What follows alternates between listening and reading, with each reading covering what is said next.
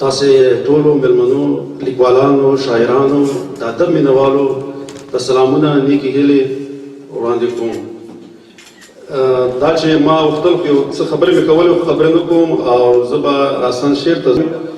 وایي څوک داسې راته وایي چې اشنا شعرونه ولیکه، د حسن انځورګره په ښکلا شعرونه ولیکه، د جهل د تیارو ته د رڼا شعرونه ولیکه، د مستو نازنینو په مسکا شعرونه ولیکه، د لر او بر پښتون ته د پخلا شعرونه ولیکه، تر اټکه یو افغان ته رهنما شعرونه ولیکه.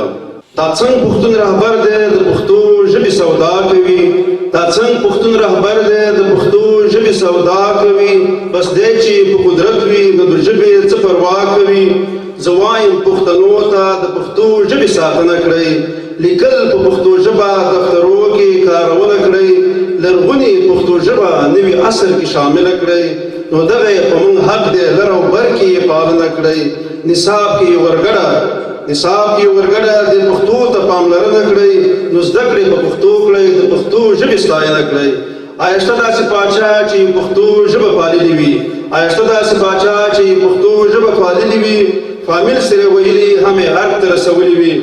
دا ته چې فارسي وایې ګرانه ستا ورسره مینه ښه، بیا څنګه تاسو بولې غږېدل په پښتو ژبه. زه پښتونه فارسیوان شوې په پښتو سره نفرت په څه، دفتر دې په فارسي کړو نو پښتو سره کړي ظلم. ته پښتون مجبور کړو چې دفتر کې پښتو لیکمه، پښتون ته متاثر وایي او ته تعصب کوونکی نه. نو راشئ له امونه تر ټکه یو افغان شموږ، نو راشئ له امونه تر ټکه یو افغان شموږ، نو بیا به وارثان د احمد خان افغانستان شموږ.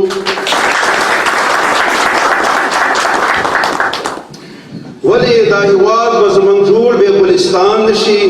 نو څوک به د فطرت د ښکلاګانو ته حیران نشي؟ او څنګه به د سپرلي له هر یو ګل سره خندان نشي؟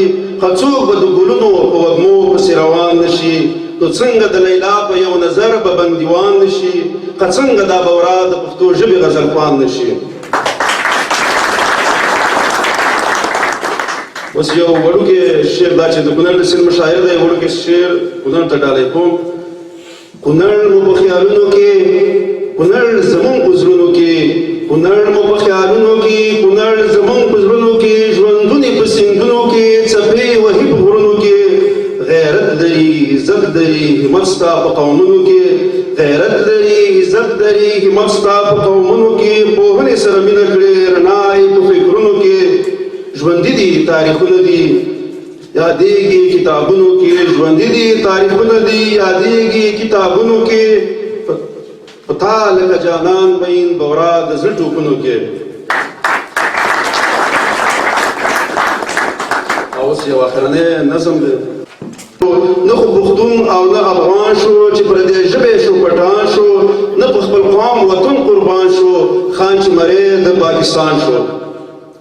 کله چې خرڅ مو رهبران شي بیا په پردو پسې روان شي، نو پښتو پرېږدي چې شاهان شي، بیا په فارسي اردو ګویان شي.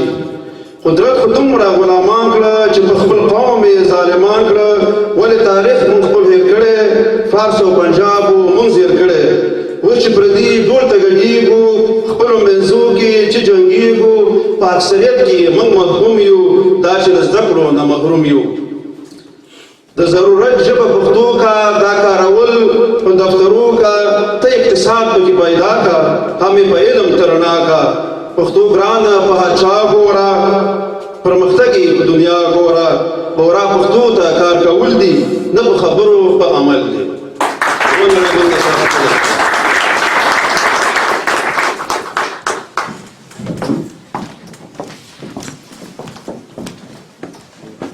محترم